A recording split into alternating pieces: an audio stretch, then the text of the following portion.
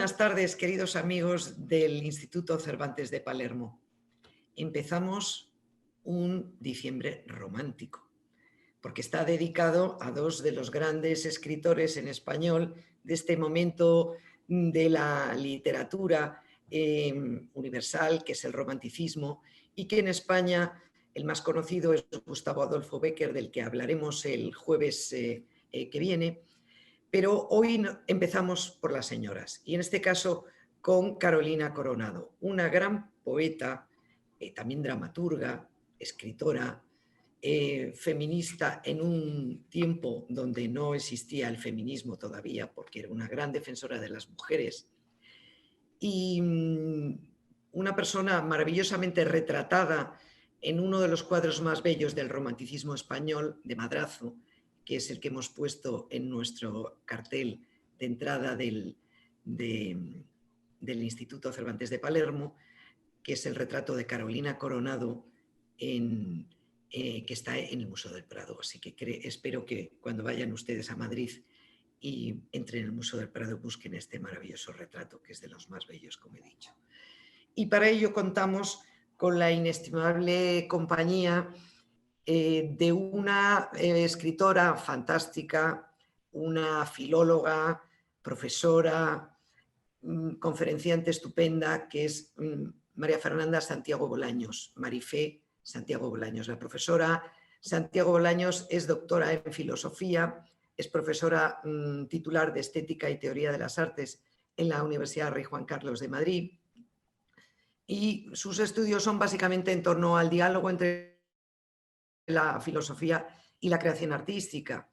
También ha hecho numerosos ensayos sobre el teatro como camino de conocimiento, que se reflejan en muchas conferencias que ha ido impartiendo en encuentros internacionales, en prólogos, ensayos, en lecturas poéticas, porque es poeta, una excelente poeta con la que contamos afortunadamente en el Instituto Cervantes en Madrid, cuando fue el 25 aniversario, en un acto literario que hicimos estupendo, pues teníamos a Marifé como poeta. Hoy su faceta de creadora, de investigadora y de profesora nos acompañará precisamente para hablar de esta autora, que ella estaba confesando en Out the Record que teníamos antes de entrar oficialmente en este espacio de diálogo, precisamente que no es una gran especialista.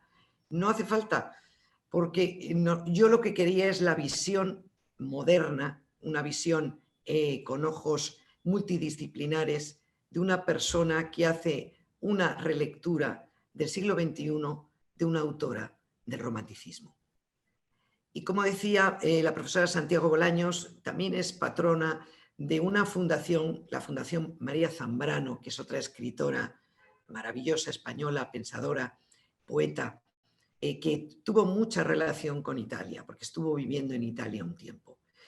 También es académica correspondiente de la Real Academia de la Historia y Arte de San Quirce, es vicepresidenta de la Asociación Clásicas y Modernas para la Igualdad de Género en la Cultura, y en el ámbito de la creación literaria pues ha publicado varias novelas como Jardín de los Favoritos Olvidados o La Canción de Ruth, o libros de poemas que han sido traducidos a muchas lenguas como El día a los días, La orilla de las mujeres fértiles, Nos mira la piedad desde las alambradas, Las constelaciones del capitán o Teoría de los matices.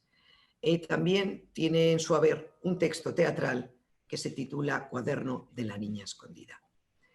Y muchísimas gracias, querida Marifé, por estar aquí con nosotros esta tarde romántica, porque está llena de nubes, está casi atardeciendo en Palermo, llenas de unas nubes muy melodramáticas, y seguramente, como ha estado lloviendo con intermedios en la ciudad, creo que crea la escenografía adecuada para este diciembre romántico que tú inauguras en el Instituto Cervantes de Palermo. Quiero agradecer la presencia de profesores y amigos que siempre están, como es la profesora Caterina Ruta, que la veo aquí, Y bueno, pues tuya es la palabra y después entraremos en diálogo con las preguntas que todos ustedes quieran hacernos. Gracias. Muchísimas gracias, Beatriz Hernández, por la invitación. Es verdad que cuando me llamaste con la amabilidad y la generosidad que te caracteriza, con mucha sinceridad te dije, mira, Beatriz, yo no soy especialista en Carolina Coronado. Y tú me dijiste, es que quiero otra mirada, quiero la mirada de esa feminista antes del feminismo.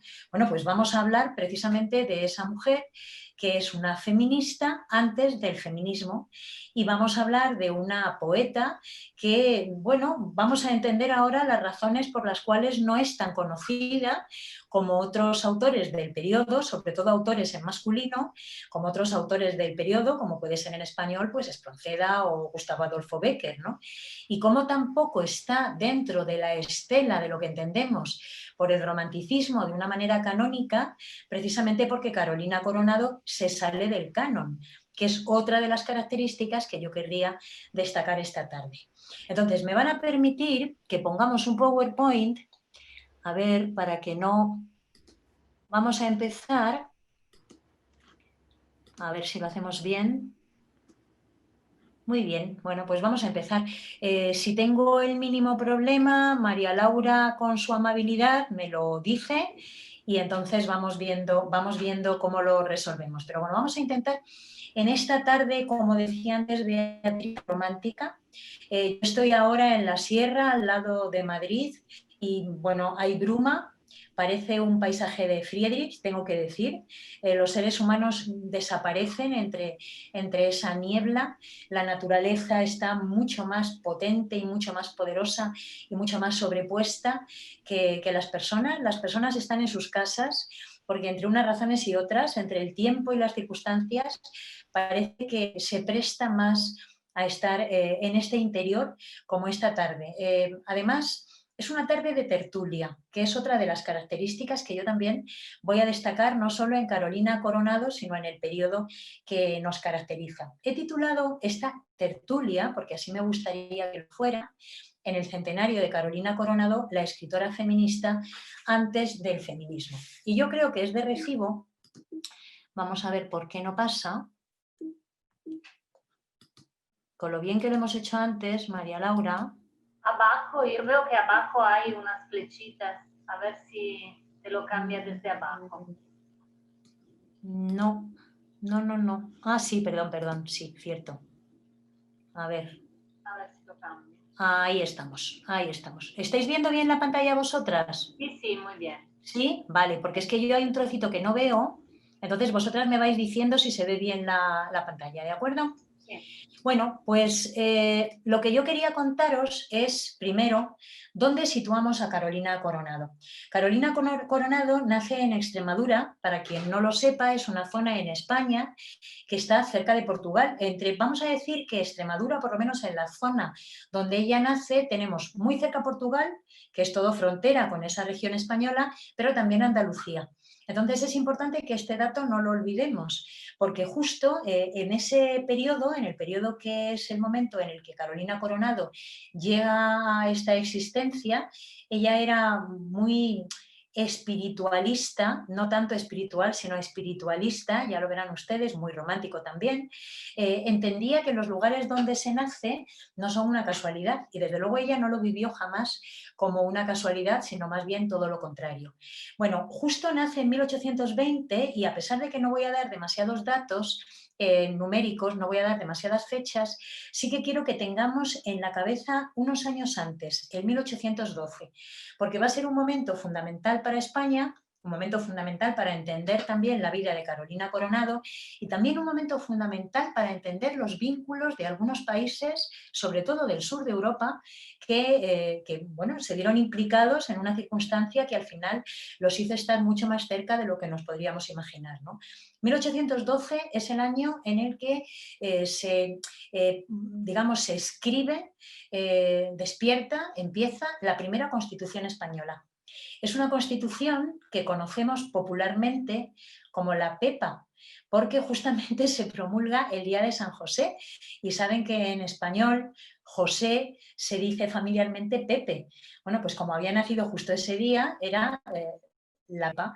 Y hay una expresión, dado que estamos trabajando en el Instituto Cervantes, muy bonita en español, que seguramente hay mucha gente que ni siquiera sabe de dónde procede, pero que procede de esto, de la importancia que tuvo la Constitución de Cádiz, como verdaderamente se llama, la Constitución de 1812. Cuando en español estamos en una circunstancia divertida, pero que de pronto se convierte en un poco caótica y no eres capaz, en fin, de hacerte con ella, hay una expresión muy popular que es, bueno, por favor, viva la Pepa, que es como decir, bueno, venga, ya, lo dejamos todo, lo que sea. Bueno, pues viene precisamente de esta Constitución. La Constitución de Cádiz, la Constitución de 1812, es muy importante. Es muy importante para España como país porque, insisto, es la primera Constitución, pero también es muy importante porque fue una Constitución muy liberal para su momento. Era una constitución, por ejemplo, en la que se abolía la esclavitud, en la que todos los territorios que estuvieran bajo la corona española impedían que hubiera esclavos, en la que había sufragio universal para todos los varones. Las mujeres no estaban, desde luego, dentro de esta catalogación. Y como esto, muchas otras cosas. Por ejemplo, a la vez o a la par, había fisuras, como ocurre incluso cada vez que hay un gran acontecimiento que va a abrir los derechos humanos. Y una de las fisuras tenía que ver precisamente con la ausencia de las mujeres. Hace unos años, justo en el 12, cuando se conmemoraba la Constitución de Cádiz, me pidieron que diera una conferencia en torno al papel que jugaron las mujeres en ese periodo. Y me encontré con personajes que podrían ser perfectamente antepasadas cercanas, muy cercanas de Carolina Coronado y que por eso traigo a colación ahora, ¿no? Las mujeres del periodo, sobre todo las mujeres de una clase social determinada, que siempre tenemos que contar con esto, las diferencias sociales eran absolutamente radicales en aquel momento y solamente tenían acceso a la posibilidad remota de entrar en ese derecho que es la educación y la cultura, las mujeres que pertenecían a un sector social en el que la cultura y la educación por lo menos se situaban en un territorio, si no voy a decir absolutamente necesario, diría en un territorio posible. Bueno, pues justo la Constitución de Cádiz, por ejemplo, es la que pone en marcha algunos de los derechos que unos años después serían logros, como la educación universal o el intento de la educación universal. Las mujeres inmediatamente se dieron cuenta, como ocurrió en la Revolución Francesa, que la Declaración Universal no tenía nada que ver con ellas. Igual que Hollande de Gouges, por ejemplo, se da cuenta de que esa Declaración de los Derechos del Hombre no está utilizando la palabra hombre en un sentido inclusivo, ni muchísimo menos, y por lo tanto escribe la Declaración Universal de los Derechos de las Mujeres. Bueno, pues digamos que en 1812 pasa algo muy semejante. ¿Y dónde pasa eso? Bueno, evidentemente no pasa en el territorio de lo común, es decir, en la polis, en la plaza pública, porque esa polis o plaza pública no está destinada, no le pertenece a las mujeres. Las mujeres están, amas de casa, es una expresión española que resulta también, en fin, sobrecogedora cuando se piensa sobre ella, ¿no? Amas de casa, de la casa, pero no de fuera de la casa. Es decir, el feudo de las mujeres está dentro y esto ha derivado pues, en comportamientos múltiples. Detrás de todo gran hombre hay una mujer, las mujeres al final consiguen, nunca tienen voz o nunca tenían voz para hacerla oír en la plaza pública. Bueno, esto que les digo es importante porque esa contrarrevolución, esa contraconstitución o ese complemento más bien a la Constitución que empezaba a abrir un camino y puertas a una libertad y a una sociedad democrática, las mujeres de esta categoría social o de esta clase social empezaron a trabajarla en sus propias casas, dado que ellas eran las amas de casa. Y entonces, a la manera muy francesa, empiezan a aparecer con nombre, con apellido, tertulias. Esas tertulias que muchos hombres tenían en los cafés, esta cosa preciosa que dice George Stein, que la Europa contemporánea se ha gestado en los cafés y que las grandes revoluciones de la Europa de los 2 últimos siglos se han gestado en los cafés. Las mujeres no están en la plaza pública y por lo tanto esa revolución la van a hacer en sus casas. Ese ambiente de la tertulia liberal, ese ambiente de empezar a pensar en torno a los derechos de los seres humanos, ese ambiente de empezar a plantear cuál es el papel de las mujeres en esta revolución, porque lo es, en esta transformación, va a ser el ambiente que beba Carolina Coronado, con un obstáculo añadido, que eso no está pasando en la capital, no está pasando en Madrid o en una gran metrópoli, sino que está pasando en ese territorio que les decía, que es el territorio de Extremadura, y que me interesaba mucho situar precisamente porque no tenemos lejos Cádiz. Lo tenemos lejos, pero no tan lejos como podría parecer. De forma que de pronto un sur que en un momento determinado está fuera de todo papel que relate una historia, se convierte en absoluto protagonismo, ¿no? En absoluta protagonista. Ella va a tener una educación típica de las mujeres de clase media alta. Bueno, pues la música va a ser una buena intérprete de arpa, una buena intérprete de piano. Esto es bonito porque ella misma dirá que escribir lo convierte en una especie de traducción, de traslación de lo que a ella como mujer le enseñaron a hacer. Es una hilandera. Ella dice, me enseñaron a coser, que parece que era una de las características de toda mujer, de una clase media alta, ¿no? El ser muy hacendosa, ser exquisita con los hilos. Ella va a tomar esos hilos y los va a convertir en palabras. Esto me gusta mucho, porque además lo va a decir muchas veces ella también. Trabajo con las palabras como me enseñaron a trabajar con los hilos y con los colores. Y donde no tengo un espacio para hablar, escribo. Vamos a continuar un poquito más. Decía Beatriz al comenzar que tenemos un diciembre romántico. Me gusta mucho eso, Beatriz, me gusta mucho esto del diciembre romántico, ¿no? Me he permitido la osadía de elegir dos imágenes de dos pintoras románticas. Porque claro, cuando pensamos en la pintura del romanticismo, inmediatamente nos aparece, bueno, hemos dicho Madrazo, yo he dicho Friedrich, tenemos una cantidad ingente de imágenes que nos ha traducido, que nos ha trasladado la pintura, y que a partir de esas imágenes hemos ido configurando también cómo tendría que ser el romanticismo, ¿no? Nos hemos ido imaginando cómo tendría que ser el romanticismo. Y yo me he permitido estas dos imágenes porque me encantan por lo que traen, o sea, al margen ya de toda la cuestión, digamos, artística o estética, me encanta por lo que traen, porque claro, si nos hubiera acostumbrado, por ejemplo, a tener una iconografía romántica que en lugar de Friedrich, desaparición, la naturaleza, los seres humanos no están, por ejemplo, ¿no?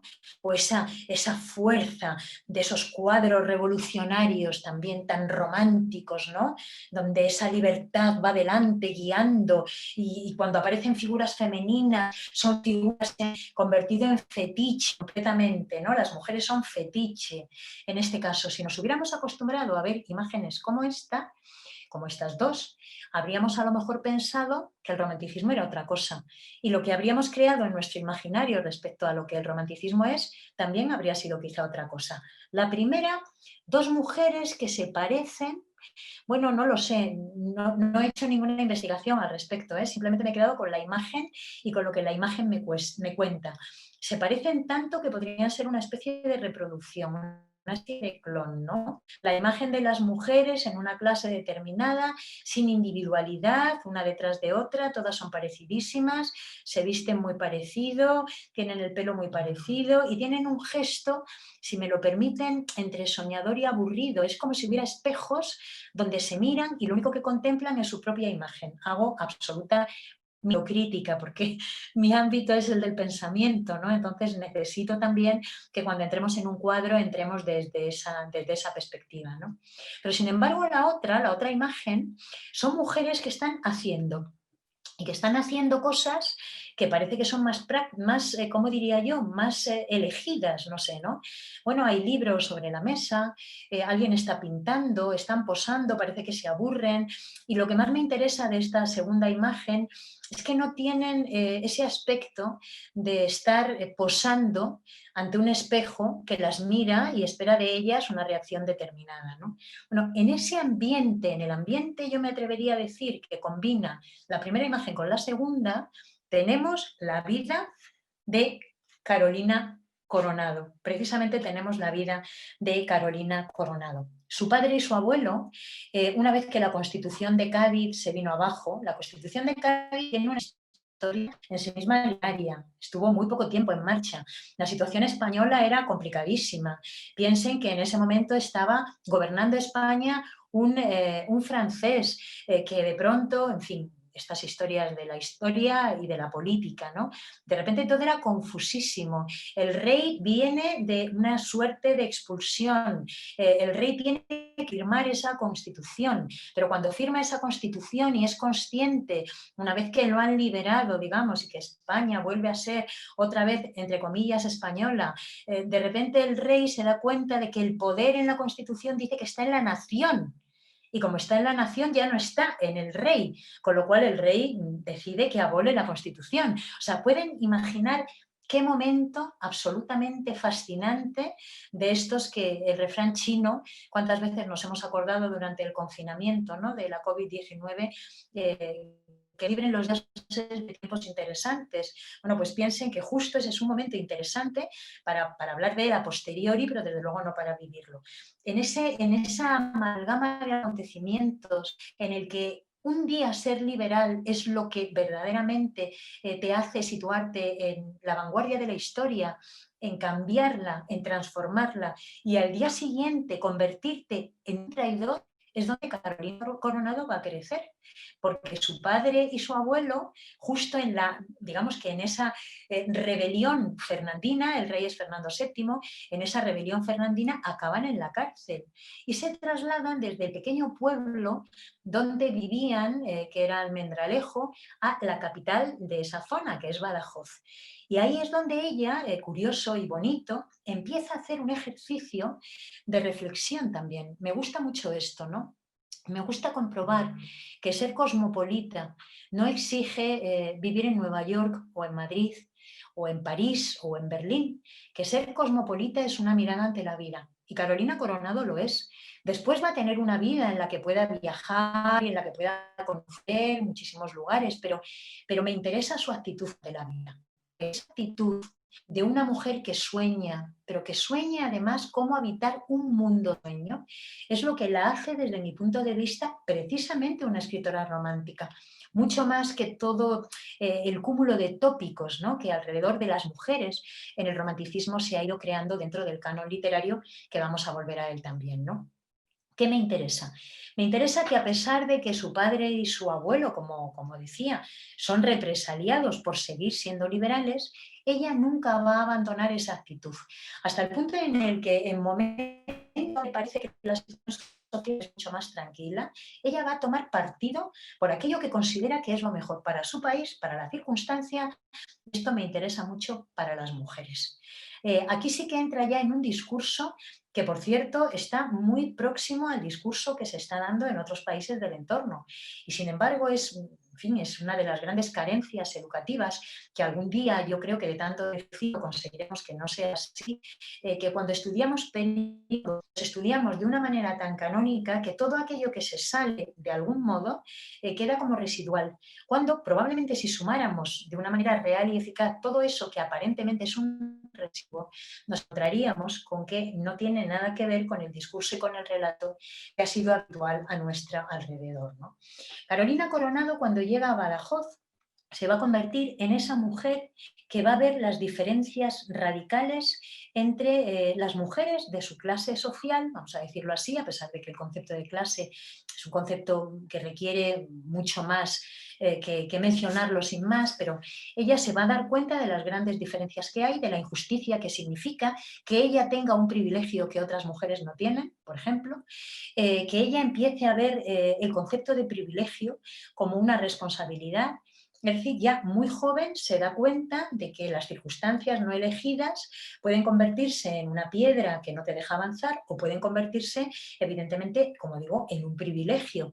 Y ella entiende que cuando tienes ese privilegio, tienes la obligación al tiempo de ayudar a que las piedras que se convierten en obstáculo vayan desapareciendo. Como ven, se convierte en una pensadora, lo que podríamos llamar en una pensadora, a pesar de que todavía no tenemos a esa Carolina Coronado que vamos a encontrarnos después, ¿no?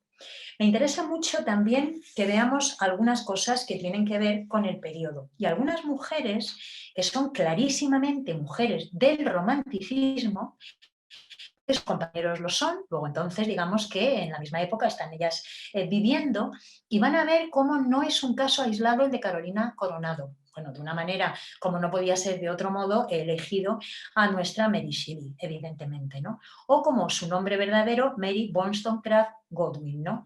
Saben que es la compañera del gran poeta romántico, ¿no? De Shelley, para empezar, pero además y sobre todo es la hija de probablemente la primera mujer que escribe un manifiesto feminista antes del feminismo, ¿no? Se queda huérfana de madre muy joven, muy pequeña, y su formación, como la de Carolina, a pesar de que las familiares sean distintas, me interesa mucho también este dato, ¿no? Va a ser la de autodidacta. En cierto modo, hay una base, vamos a decirlo, educativa, que a una clase social determinada le es dada como privilegio, entiende Carolina Coronado, pero a la vez las mujeres que despiertan de otra manera se dan cuenta de que el mundo que ellas anhelan no está en esa formación que se le da. Es decir, que hay un mundo fuera que ellas querrían tener también y al que no pueden acceder, ¿no? Me detengo en este momento porque me parece muy interesante, primero, haber encontrado esta similitud, el ver que dos mujeres de un periodo idéntico van a tener reacciones semejantes, ¿no? Y también porque querría que habláramos, porque me parece que es fundamental para entender todo esto que estamos diciendo, qué es esto del feminismo antes del feminismo y sobre todo qué es el canon cuando hablamos del canon. Es decir, cómo definimos que un autor o que una autora es romántica, un autor o una autora es ilustrada, cómo lo definimos, a partir de qué patrones, cómo se gesta un canon. Evidentemente el canon está para darnos una serie de claves que nos permitan en un momento determinado pues acercarnos a la figura de alguien, algo así como que el canon vendría a ser un mapa, un mapa. Un pequeño plano para llegar a Palermo y no perderte, pero lo ideal es perderte, porque si no te pierdes no acabas de conocer lo que está pasando. Entonces digamos que el canon tendría que ser ese mapita, ese plano que nos permite no perdernos perdiéndonos o perdernos sin perdernos del todo, pero nunca habría su plan evidentemente la realidad. El problema es que cuando hablamos de canon estamos suplantando la realidad porque estamos intentando decir que la realidad es una, es monocorde. Y esto es terrorífico. Ayer tuve la suerte de oír a Beatriz Hernán, precisamente, hablando de Borges. Y no pude por menos que recordar ese relato borgiano maravilloso en el cual hay un cartógrafo que, si ustedes recuerdan, dibuja el mapa perfecto, porque es el mapa idéntico de la isla que está cartografiando, solo que se convierte en un mapa perfectamente inútil, porque la isla está tapada por el mapa. Eso es lo que yo querría transmitirles a ustedes cuando hablamos de canon. El canon es un mapa, pero si de repente suplanta la realidad, de repente la realidad es otra. Y el problema es que cuando hablamos de canon, no simplemente es una palabra que usemos, no simplemente es una palabra que sirve para que nos entendamos los unos con los otros, no solamente es la palabra que en un momento determinado nos permite acercarnos, quiero decir, como los tópicos, ¿no? El tópico es el topos, es un lugar donde podemos empezar una convivencia, pero no nos podemos quedar en el tópico porque estaríamos paralizados. Bueno, es muy interesante porque precisamente una de las características de la crítica literaria, por ejemplo, ¿no? De la crítica académica feminista, puso en tela de juicio el relato de la historia, hablo por ejemplo en literatura o en filosofía, por ser mi campo, el de la filosofía, por ser de la literatura, que es donde estamos ahora trabajando, puso en cuestión el concepto de canon. ¿Desde qué perspectiva se decide, por ejemplo, qué características tiene una obra para ser la obra que se convierte en modelo de una época concreta? Por ejemplo, ¿qué características tiene que tener una reflexión para que la consideremos propia de la historia del pensamiento y no otra cosa distinta, ¿no? Beatriz antes hablaba de María Zambrano, que estuvo tanto tiempo además en Italia, ¿no? Y Italia para ella es un momento fundamental dentro del desarrollo de su pensamiento. Fue la primera mujer que tuvo el premio Cervantes, por ejemplo. La primera mujer que tuvo el premio Cervantes, ¿no? Claro, mi formación es filosofía, soy profesora de filosofía. Yo estudié en la misma universidad que María Zambrano. María Zambrano jamás pasó por mis manos, ni por mi pensamiento, ni por los libros que yo estudié, jamás. Empezamos a conocerla cuando llegó a España, cuando regresó del exilio de nuevo a España, y aparecía en los periódicos y leíamos textos de alguien que se supone que había sido la alumna aventajada del gran filósofo canónico que era Ortega y Gasset, y entonces siempre se hablaba de María Zambrano como la discípula de Ortega, por ejemplo, ¿no? Y claro, cuando de pronto descubres y dices todo lo que tengo que decir de su pensamiento, todo lo que yo tendría que decir de Aristóteles, por ejemplo, es que fue discípulo de Platón, o todo lo que yo tendría que decir de Platón es que fue discípulo de Sócrates, resolvería de esa manera su pensamiento, es impensable. Pero una canónica, vamos repitiendo esquemas que nos hacen que al final no avancemos. Me han encantado estas dos imágenes, las que traigo a colación. La primera, la de Mary Shelley, porque está escribiendo. Porque está escribiendo y digamos que cubriendo todo el espectro escenográfico absolutamente de ese retrato, ¿no? Y la de Carolina Coronado porque es una fotografía. Y porque, claro, tenemos ya que empezar a identificar otra corporeidad. La fotografía y después el cine nos van a traer cuerpos, corporeidades que teníamos fuera de nuestro imaginario y gestos que teníamos fuera de nuestro imaginario. No es nada baladí ni una coincidencia, para nada lo es, que momentos clave, por ejemplo, como el sufragismo, hayan pasado de una forma determinada la historia, no solo porque el momento lo merece y porque la circunstancia lo merece y porque el hecho lo merece, sino porque tenemos imágenes. Tenemos muchísimas imágenes y cuando tenemos imágenes, insisto en algo que ya he dicho antes, vamos concibiendo un imaginario que de otra forma es imposible que tengamos. Bueno, me interesaba también tener esto para que ustedes lo tengan también muy presente, ¿no? ¿Qué me interesa de aquí? Bueno, ella, como decía, Carolina Coronado, como autodidacta, va a aprender lo que puede, francés o italiano, para poder leer en la lengua original a los autores que le interesan, y les digo algunas de sus frases de ese momento. Dice: nada estudié sino las ciencias del pespunte y el encaje del bordado extremeño, que sin duda es tan enredoso como el código latino. Me gusta mucho, porque de pronto está reivindicando también una forma de hacer que ella no ha elegido. Quiero decir, a lo mejor a ella le apetecía estar en el código latino, pero estaba en cambio en el bordado extremeño. Y de repente dice, bueno, atención, que una acción, esto fíjense cómo le suena a ese lenguaje también, como le decía, del código feminista académico, ¿no? De la crítica feminista académica, que una circunstancia esté feminizada en una sociedad que segrega y que el espacio de lo común lo reserva para lo masculino, siempre será devaluada, evidentemente. Fíjense en esta frase de Carolina Coronado. Bueno, no digo que lo que yo hacía sea más fácil que el código latino. Al margen de esa especie de orgullo fantástico, ¿no? De esa especie de reivindicación fantástica de la acción, me interesa también que tengamos en cuenta esto. Cómo ella misma va construyendo también un canon que la va sacando de aquel que la habría hundido absolutamente y que le habría impedido dar los pasos que ella va dando, ¿no? Me interesa también que en ese periodo ya en Badajoz se parece mucho a esto que le pasa a Mary Shelley, que te quería que también contarles una pequeña anécdota, ¿no? Empieza a tener cartas, o sea, ella ve que por mucho que lo intente, va a ser muy complicado que su mundo se desarrolle solo en las cuatro paredes de esa casa.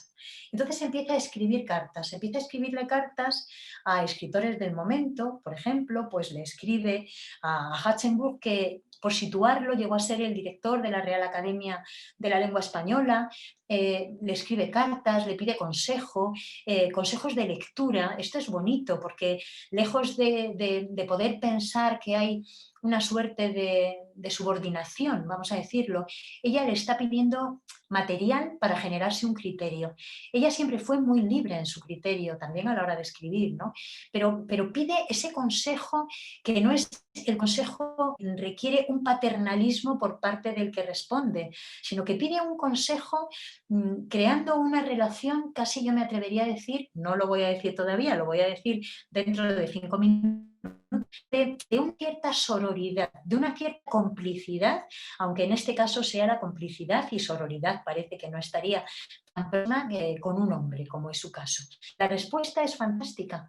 También es la respuesta que ella muy pronto va a empezar a colaborar en algunos de los, vamos a decir, semanarios o periódicos o revistas del momento. Y me hace mucha gracia uno, un suplemento de una revista, porque la revista se llama El Genio.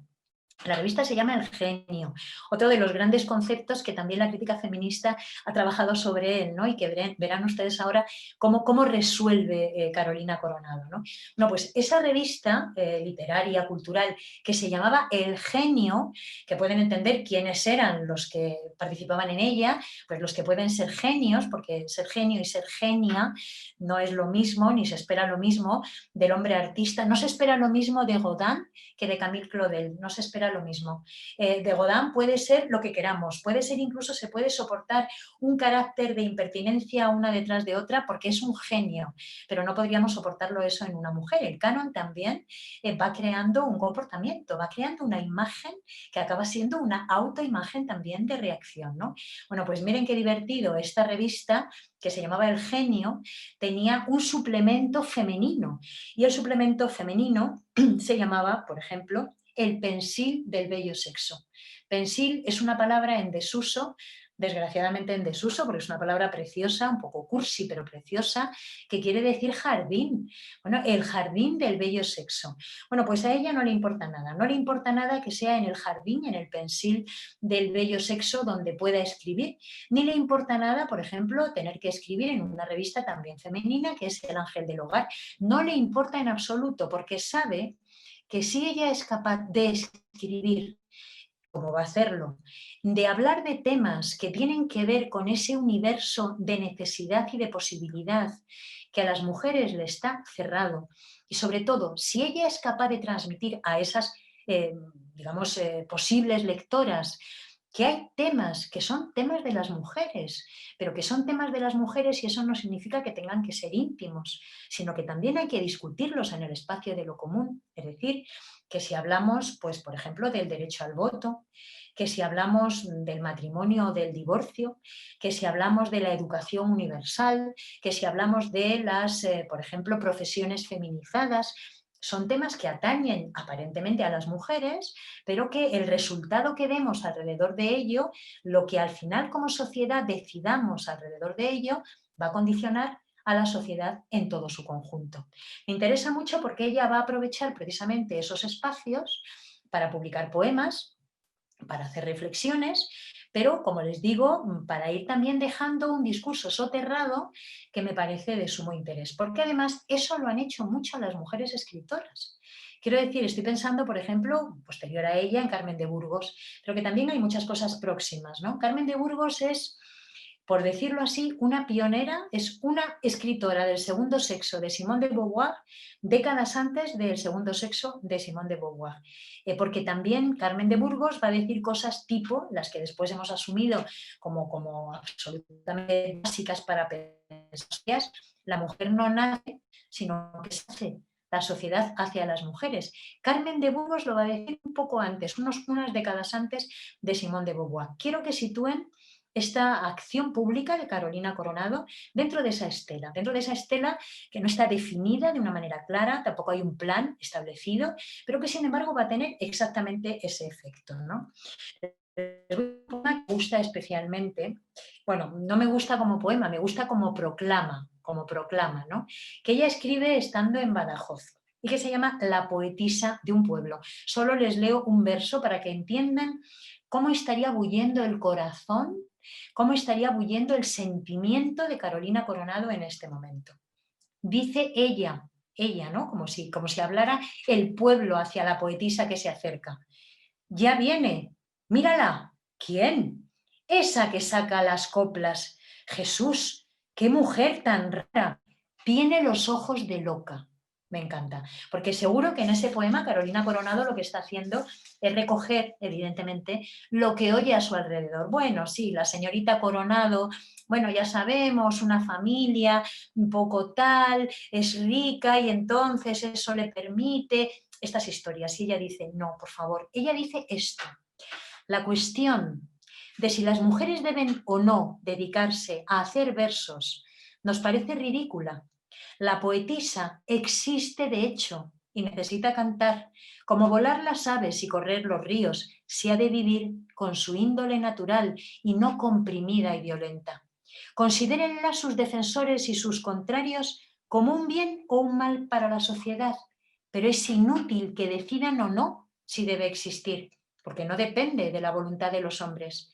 Estos pueden reformar sus obras, pero no enmendar la de Dios. Me gusta mucho porque imagínense en la época en la que está escribiendo Carolina Coronado y en el momento en el que está escribiendo Carolina Coronado. Y me voy a Mary Shelley, que la tenemos al lado un poquito abandonada, ¿no?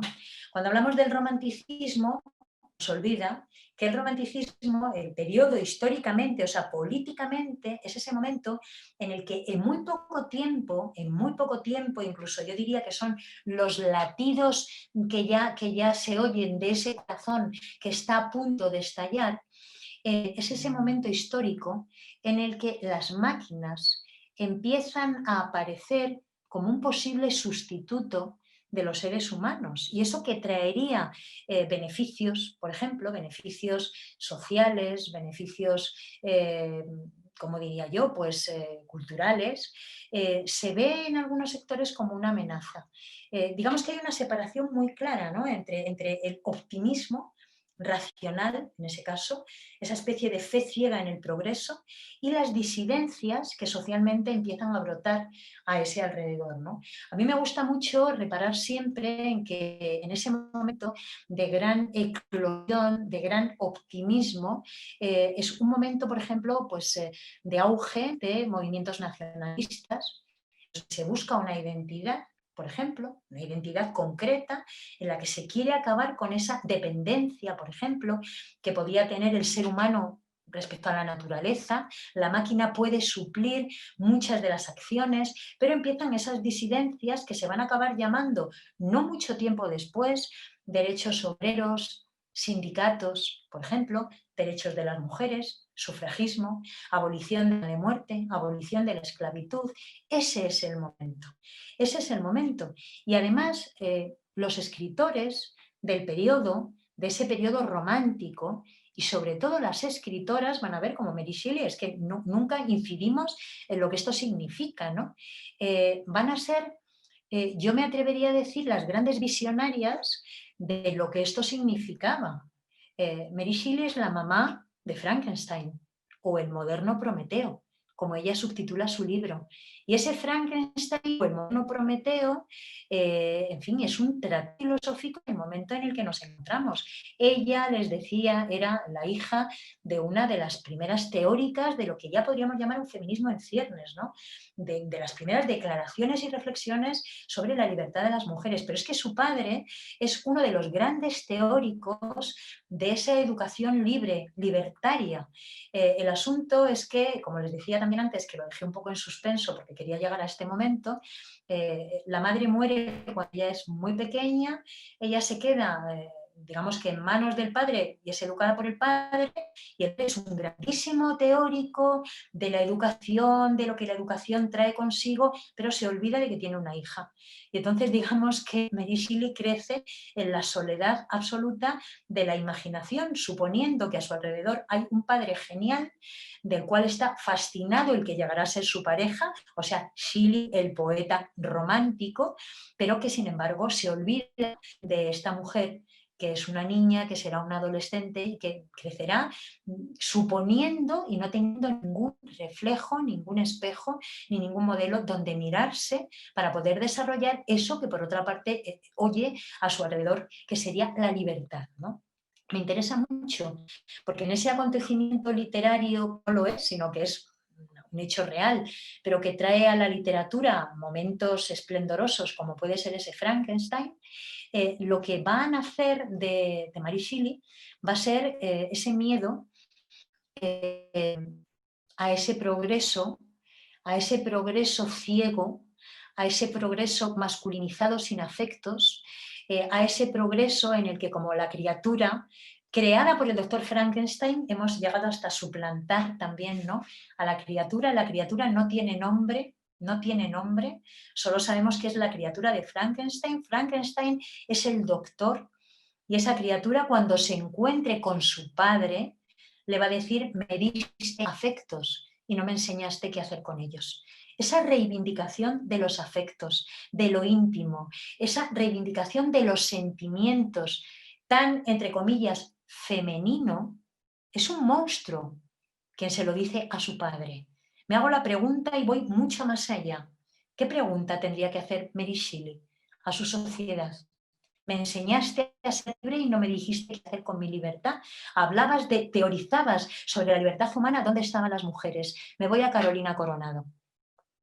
Leo la libertad, leo la belleza. ¿Qué hago con ella? Me quedo en mi habitación imaginándomela. Yo la quiero habitar. Y la quiero habitar, además, de una manera real, con un cuerpo, pero con un cuerpo determinado, que es el cuerpo de una mujer, con sus características. Quiero hablar de ese cuerpo, quiero hablar de esos afectos. Y si tengo que aprovechar una revista femenina para poderlo contar, por supuesto que lo voy a hacer. Es muy bonito porque además ella también estaba muy dentro, como les decía antes, de ese mundo romántico, del empezar a ver, a intuir, y aquí se adelantó, como no podía ser de otra manera, evidentemente, la creación artística a lo clínico y al pensamiento, me atrevería a decir también, y al pensamiento, pero porque es muy fácil hablar del inconsciente y decir Freud, ya lo sabemos, pero antes, para llegar a Freud, hay toda una amalgama de textos, de textualidades, que son anticipos. Y esos anticipos que después, de una forma absolutamente científica, vamos a llamar inconsciente, está en los miedos románticos. En los miedos románticos. Esos miedos románticos fueron monstruos muchas veces y se llamaban Drácula, que es ese ser sin identidad, que no se refleja en un espejo, y es ese monstruo que le pide a su padre una educación de los sentimientos, porque por mucho que se progrese racionalmente, si nos olvidamos de los afectos, si no está el abrazo real o simbólico, si no está lo maternal, en el sentido más simbólico del término, en absoluto caigo en tópicos, ¿no?, pero lo maternal, lo materno, lo femenino, y no está la matria, está la patria, está, digamos, el patrimonio, pero no está lo otro, nos quedamos de menos. Ella lo llama monstruo, ella lo llama criatura, no le da nombre ni siquiera en ese texto. Me gusta mucho porque Carolina Coronado habita de algún modo este territorio también, este umbral en el que se intuye que hay algo que falta en nuestra propia educación, ¿no? Bueno, les voy a contar una anécdota, que es una anécdota, no dejaría de ser una anécdota si no fuera porque va a traer consecuencias muy, muy largas, ¿no? Carolina Coronado sufría de epilepsia. En algunos textos, cuando ustedes lo busquen, va a aparecer catalepsia, que es una palabra horrible. Es horrible y sobre todo por lo que significa, ¿no? Yo no sé si ustedes, cuando descubrieron lo que era la catalepsia, tuvieron la misma experiencia que yo tuve, que me pareció un horror, ¿no? O sea, un auténtico horror el pensar que te has muerto, pero no es verdad, ¿no? Y que te pueden enterrar, pero de repente no estás muerta. Bueno, hoy la medicina lo llamaría epilepsia, y ella sufría de epilepsia. Y sufría de epilepsia y en un momento determinado, cuando ella ya era una escritora en ciernes, que como les digo, algunos de los escritores importantes y canónicos del momento la aceptaron, de alguna manera la amadrinaron, la apadrinaron y publicaban sus textos, bueno, se corre la voz de que ha muerto Carolina Coronado y aparece una necrológica que es absolutamente sentida por uno de los grandes poetas románticos españoles, que es Espronceda. Entonces, bueno, aparece la necrológica, Espronceda está fatal pensando que una voz como la de Carolina Coronado, y resulta que Carolina Coronado no se ha muerto. Esto, que parecería una anécdota casi de humor negro, nos interesa porque ella escribe un texto que ahora voy a leerles unos versos porque me gusta mucho cómo ella habla de esa experiencia, es decir, cómo ella se da cuenta también de que hay que buscar un espacio poético donde contar experiencias que son experiencias reales, pero que son a la vez experiencias muy individuales. Esta individualidad, esta intimidad tan negativamente atribuida a lo femenino y a los afectos, Carolina Coronado la va a poner en primera plana de lo que es su propia obra, ¿no? Les leo solo unos versos de la experiencia que ella tiene en ese umbral entre la vida y la muerte. Los colores, la luz, el ruido, todo más bello que la tierra era, y aquel mundo con gloria verdadera le brindaba a mi espíritu embebido. Bien, podríamos aprovechar la circunstancia para entender que de pronto Carolina Coronado está haciendo también una poética de la experiencia que comparte mucho más allá, si se dan cuenta, del tópico, que hablaría de la muerte, la vida. Ella de pronto quiere hablar de la sensación, ella quiere hablar de la propia experiencia y de su propio afecto, ¿no? Este hecho, el hecho de que cada vez los ataques de epilepsia, digamos que son más graves o más frecuentes, por consejo médico hace que su familia se traslade a Madrid. Entendemos que Madrid en el momento histórico más posibilidades de ser atendida si tiene una crisis y la crisis muere, ¿no?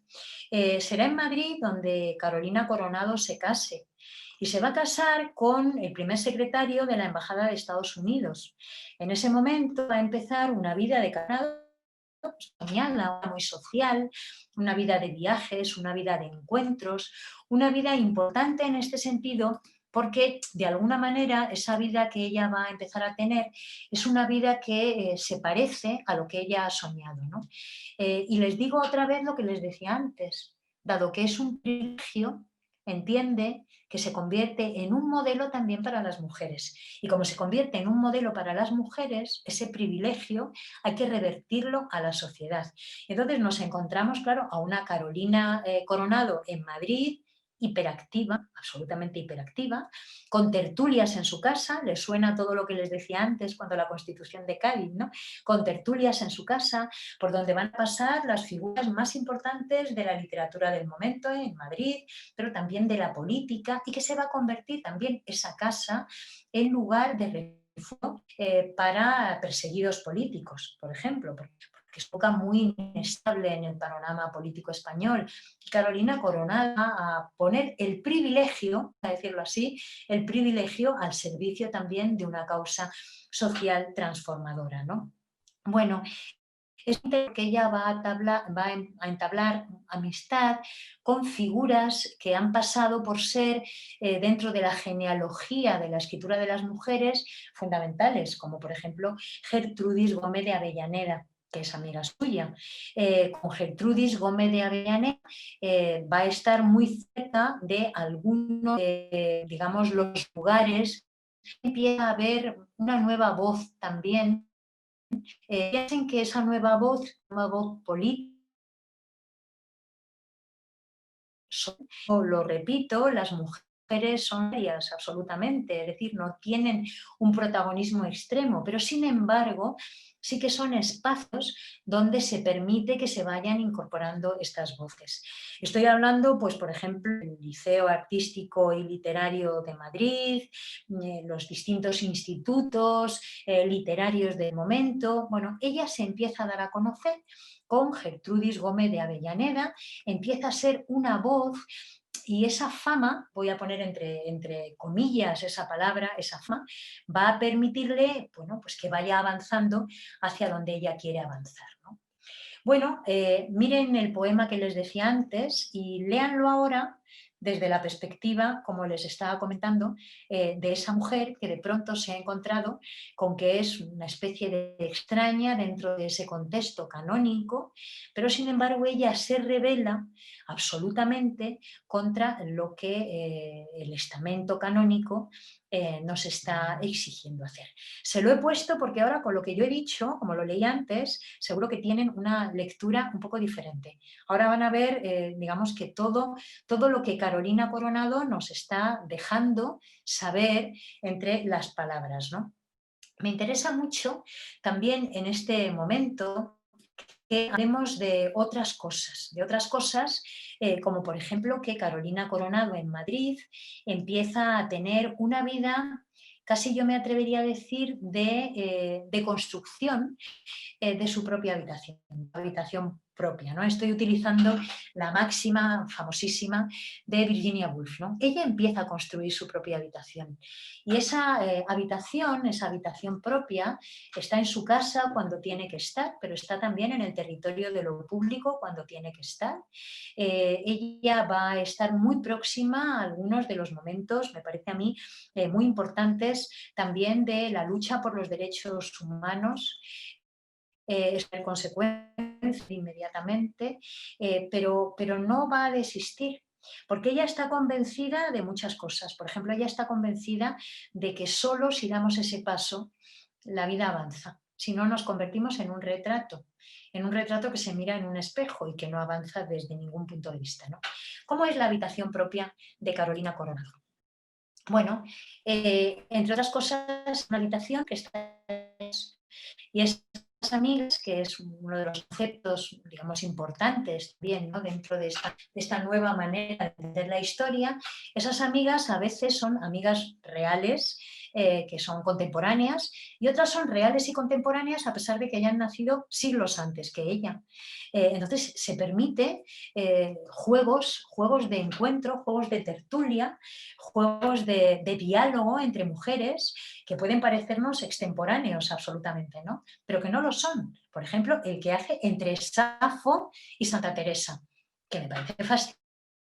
Safo es la poeta, o sea, cuando pensamos en una genealogía de la poesía escrita por mujeres, pues probablemente el primer nombre que nos viene a la cabeza siempre es Safo. Bueno, pues la pone al lado de Santa Teresa y entiende que son almas gemelas. Esto es muy bonito porque el título es Los genios gemelos y no utiliza la palabra genio en el sentido de la aplicación adjetiva, sino en el sentido sustantivo. No decir... lo que decía antes, decimos Godin y Camille Claudel, ¿no? Godin era un genio, no. El genio de Santa Teresa y el genio de Safo, que es diferente. La opción de la palabra como sustantivo o digamos, una adjetivación diferente. Ella utiliza la palabra genio en el sentido de sustantivo y ese gemelo que estén muy cerca. En este momento, ella empieza a trabajar en esas entregas que les decía antes, aprovechando pues, los semanarios donde escribe, que muchas veces, insisto, son suplementos de esos que se llaman para mujeres femeninos, ¿no? Empieza a hacer una recopilación, o sea, un ejercicio de genealogía de poetas. Ella las llama poetisas en ese momento, ¿no? Poetisas contemporáneas. Gracias a ese trabajo que hace Carolina Coronado, los estudiosos, filólogos, las filólogas, los estudiosos de la genealogía del periodo y de la poesía del periodo tienen un filón, porque hay un montón de historia, porque no estaban dentro de establece qué tiene que pasar y qué no tiene que pasar, pero nos da de repente un mapa que está lleno de nombres fascinantes, tan fascinante como puede ser Carolina Coronado, que como nos decía Beatriz al principio, no es tan conocida, debería ser. Bueno, yo querría con esta imagen que les pongo, que habláramos, que estuviéramos pensando, cuando digo hablar, porque me imagino esa tertulia con ustedes, a pesar de que solo hablo yo, ¿no? Pero que habláramos de qué significa hacer genealogía, que es un concepto distinto al de cronología. Hacer genealogía, yo siempre que tengo que explicar esta palabra, significa imaginarme que hay un árbol lleno de raíces y esas raíces unas llegan a un lugar y otras llegan a otras, pero es el mismo tronco. Y el tronco puede ser nuestro presente. Podemos ser cada una de nosotras, pero al tiempo de ese presente surgen un montón de ramas y esas ramas tienen hojas de distintos colores diferentes en la época del año y tienen frutos o tienen flores. Quiero decir, eso es hacer genealogía. Es saber que Safo y Santa Teresa son parte de lo que yo soy como poeta o de lo que Beatriz es como poeta. Y podemos tener gustos, que es distinto. Puede gustarnos más una o la otra. Podemos tener una influencia mayor o menor porque nada es primigenio. Hay que ser agradecidas y la genealogía lo que te da es precisamente la posibilidad de que sepas que hay que serlo, que tú no estás sola, que por mucho que lo parezcas no estás sola, que hay una playa de personas que han escrito de lo que tú has escrito, que se han preocupado por lo que tú tienes. Esa no soledad solitaria es donde pueden hacer tu propia obra. Ese ejercicio que requiere, se darán cuenta, una reflexión profunda y que para mí es muy fácil, porque ya tenemos al respecto y hemos leído muchas obras de muchas personas que hacen esta reflexión que yo ahora comparto con ustedes. En el caso de Carolina Coronado es absolutamente alucinante, porque podemos verla de perspectiva una auténtica pionera, como una auténtica pionera, ¿no? Me encanta porque ella es creadora junto con amigas también del momento, como les decía, lo que llamó la hermandad lírica. Me gusta mucho porque esa hermandad lírica estaba creada precisamente para que las mujeres pudieran publicar. No les dije cuando les hablaba de la Constitución de Cádiz, como fue tan breve, pues en fin, todo es texto, después se quedó en menos. Una de los grandes avances que tenía esa Constitución era la libertad de imprenta, ¿no? La libertad de prensa, como la llamamos hoy. Bueno, pues en esa libertad de prensa había una parte de lo que se podía editar que era la literatura femenina, que estaba muy mermada también. Sin embargo, claro, como ella lo sabe, como Carolina Coronado lo sabe, creará con compañeras del momento esa hermandad lírica que va a permitir, como les decía, que muchas de esas mujeres puedan publicar. Y quiero, y lo dejo aquí, solo lo dejo aquí para quien quiera continuar esta genealogía, porque me encanta, que un grandísimo acontecimiento para la cultura, para los derechos de las mujeres españolas, tiene lugar en 1926, justo un año antes de esa generación que se estudia canónicamente en cualquier lugar del mundo que se estudie español, generación del 27, donde está, por ejemplo, pues Federico García Lorca, que es el gran de la generación del 27, o Rafael Alberti, o sea, nombres que todas las personas que están escuchándome conocen de sobra. Un año antes, un grupo de mujeres en 1926 creaban el Lyceum Club. Y el Lyceum Club era un intento muy semejante al de la Hermandad Lírica, pero un poco más, pero realmente genealógicamente casi su hija, en el que las mujeres tenían acceso a la cultura, a la educación, a través de, bueno, pues lo que estamos haciendo esta tarde, ¿no? Charlas, conciertos, conferencias, exposiciones, se ayudaban unas a las otras para poder publicar, para poder exponer, para poderse expresar, para poder compartir, y lo que más me gusta de todo del Lyceum Club y también de la Hermandad Lírica es que no se preguntaba qué religión tenías, cuál era tus creencias políticas o cuáles eran tus convicciones políticas, qué edad tenías, si estabas casada o soltera, si tenías hijos o no tenías. Eso formaba parte de lo íntimo y si querías compartirlo, lo compartías como se comparte un dato. Pero no a un club en el que te hicieran una ficha y dijeras es de esta ideología o es de esta ideología.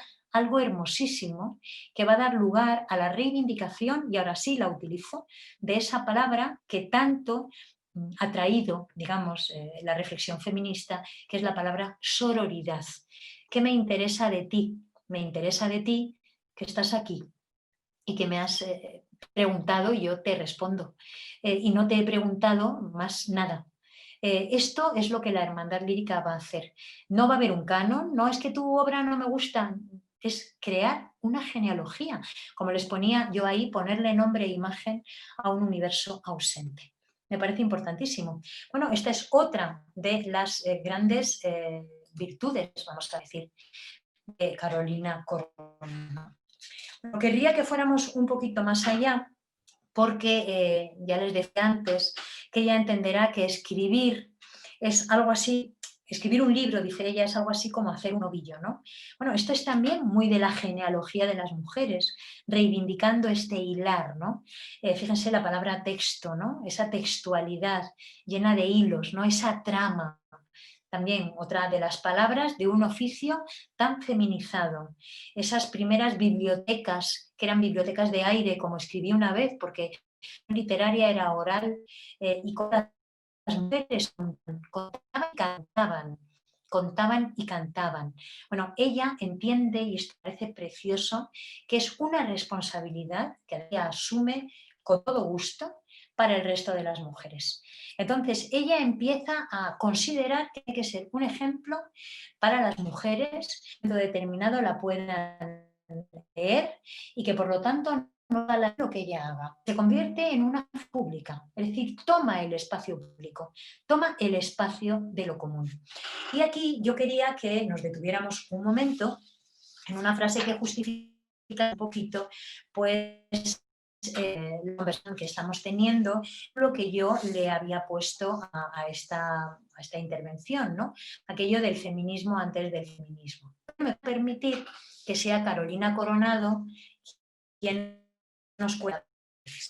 Hay un poema que se llama Libertad, y es un poema que escribe cuando todavía está en su pueblo, en Almendralejo, ni siquiera se ha trasladado a Badajoz.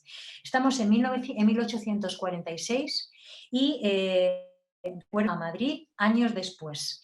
Pero fíjense en este poema dónde están tantas cosas que no he querido tampoco hacer una cronología en la lectura que estoy compartiendo con ustedes, que esta genealogía también, ¿no? Como hay poemas que nacen antes de la reflexión, como la reflexión es posterior y por lo tanto cuando nos vamos al poema nos encontramos con todas las semillas de lo que después ya hemos conocido como un jardín.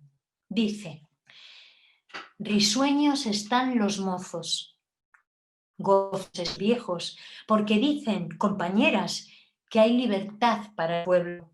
Todo es la turba cantares, los campanarios estruendo, los balcones luminarias y las plazuelas festejos. Gran novedad en las leyes que os juro que no comprendo ocurre cuando a los hombres en tal regocijo vemos. Muchos bienes se preparan, dicen los doctos al reino. Si en ello los hombres ganan, yo por los hombres me alegro, mas por nosotras las hembras ni lo aplaudo ni lo siento, pues aunque leyes se muden, para nosotras no hay libertad. ¿Qué nos importa? ¿Qué ganamos? ¿Qué tendremos? ¿Un encierro por tribuna y una aguja por derecho? Libertad. ¿De qué nos vale si son los tiranos nuestros, no el yugo de los monarcas, el yugo de nuestro sexo? Libertad. Pues no es sarcasmo el que nos hacen sangriento con repetir ese grito delante de nuestros hierros. Libertad hay para el llanto. Tuvimosla en todos tiempos. Con los déspotas lloramos, con tributos lloraremos. Que humanos y generosos, estos hombres como aquellos, a sancionar nuestras penas en todo siglo están prestos. Los mozos están ufanos, gozosos están los viejos, igualdad hay en la patria, libertad hay en el reino. Pero os digo, compañeras, que la ley es sola de ellos, que las hembras no se cuentan, ni hay nación para este sexo. Por eso, aunque los escucho, ni me aplaudo ni lo siento. Si viven, Dios se lo pague, y si ganan, buen provecho. Es muy fuerte el poema, ¿no? Es muy fuerte, pero es muy hermoso. Cuando ella tiene ocasión de darle la vuelta a este poema, empieza a estar ya lo que yo he llamado, no en lo cuantitativo, sino en lo cualitativo, que es otra de las características del feminismo histórico. Incluso hoy hablamos de los feminismos, pero desde luego de ese feminismo antes del feminismo. el que lo cuantitativo es prioritario. Se trata de que haya imagen, como decía antes, ¿no? Que tengamos nombres e imágenes que podamos habitar, pero al tiempo empezamos ya una vez que estamos a lo cualitativo. ¿Y qué es para Carolina Coronado lo cualitativo? Si se han fijado en este tema, para ella es absolutamente necesario abolir la esclavitud de todo tipo. Y hay una esclavitud literal, por lugares donde todavía hay esclavos. En 1868 escribirá un poema que se llama Abolición de la esclavitud en Cuba, por ejemplo, ¿no? Y con la gran Concepción Arenal, con la grandísima Concepción Arenal, va a ser una de las dirigentes de la Sociedad Abolicionista de Madrid. Esa porque ella, claro, se está refiriendo a una esclavitud que es obvia, pero si se abole esa esclavitud, tendremos que empezar a reflexionar sobre qué es la esclavitud. Tenemos que está la esclavitud evidente, pero que hay otras esclavitudes que son derivadas, por ejemplo, de todo esto. Les decía antes que cuando en el 2012 se cumplían años de la Constitución de Cádiz, me pidieron que hablara del papel que jugaron las mujeres en la Constitución. Me encontré con un acta interesantísima en la que ciudadanos, y lo digo en masculino absolutamente, españoles de un lado atlántico, estaban debatiendo el tema de la abolición de la esclavitud, porque les decía que la Constitución de Cádiz, una de las cosas que tiene es esa abolición, ¿no? Es alucinante cuando lo lees con el tiempo, ¿no? El tiempo mediante, con los siglos mediantes, que no son tantos. Y te encuentras con que hay un momento en unos de los que están defendiendo la abolición de la esclavitud, sin fisuras, levantan la mano y dicen, ¿y las mujeres? Pero, quiero decir, están las actas, no es que yo invente o haga de pronto una lectura, están las actas, ¿no? Y las mujeres, y entonces inmediatamente el tema cambia. Y ya no estamos hablando de la abolición de la esclavitud, sino de qué vamos a hacer con las mujeres, porque claro, si abolimos la esclavitud, ¿qué ocurre con ciertas normas que hacen que las mujeres dependan del hombre? No, pero ese tema no se toca, ya, pero si abolimos la esclavitud, estamos dando carta de naturaleza a la posibilidad de... Bueno, entonces, de pronto, el gran tema que nadie cuestiona, que es el de la abolición de la esclavitud, empieza a tener problemas. Bueno, pues digamos que en este caso, en el caso de Carolina Coronado, ella es militante acérrima del tema de la abolición de la esclavitud, pero le va a traer consecuencias políticas, porque, entre otras cosas, va a criticar, lo he puesto ahí porque es muy divertida la frase, ¿no? El papel yanqui en Cuba. Y entonces, en esa crítica del papel yanqui en Cuba, le recuerdo que su marido era el primer secretario de la Embajada de Estados Unidos en España. Bueno, pues es fulminantemente destituido y se tiene que ir, la pareja, el matrimonio, se tiene que marchar de España. Entonces se marchan a Lisboa y va a ser en Lisboa donde ella pase el resto de su vida. Ella va a morir en Lisboa, ¿no? Esto explica el por qué está en Lisboa y no está en España cuando fallezca, ¿no? Previo a tenerse que marchar a Lisboa, que es donde se van a quedar, donde se van a establecer los dos, su vida, como les decía, social va a ser muy activa. Tan activa como que la vamos a encontrar en multitud de acciones sociales que tienen que ver con, por ejemplo, el tema de la educación como un derecho básico, o sea, como un derecho humano básico, ¿no? Para lo cual la vemos no solo como dramaturga, sino también a veces como actriz, haciendo representaciones de aquellas que se hacían en aquel momento para recaudar fondos y que se pudiera construir, por ejemplo, una escuela. Me parece bonito esto. Es un momento en el que ella empieza a hacer que sus protagonistas de sus obras, por ejemplo, sean mujeres, pero las cosas que dicen las mujeres de las novelas de Carolina Coronado no son las cosas que dicen las mujeres de las novelas de los escritores románticos del momento, que tienen tuberculosis y son lánguidas y se mueren, sino que esas mujeres de las novelas de Carolina Coronado son, por ejemplo, pues, de religión islámica que se enamora de un cristiano. Y entonces esto es un conflicto. Y ese conflicto que en un momento determinado hoy día podríamos solventar mejor, en su momento era un problema porque el canon establece también cómo se dan las relaciones humanas.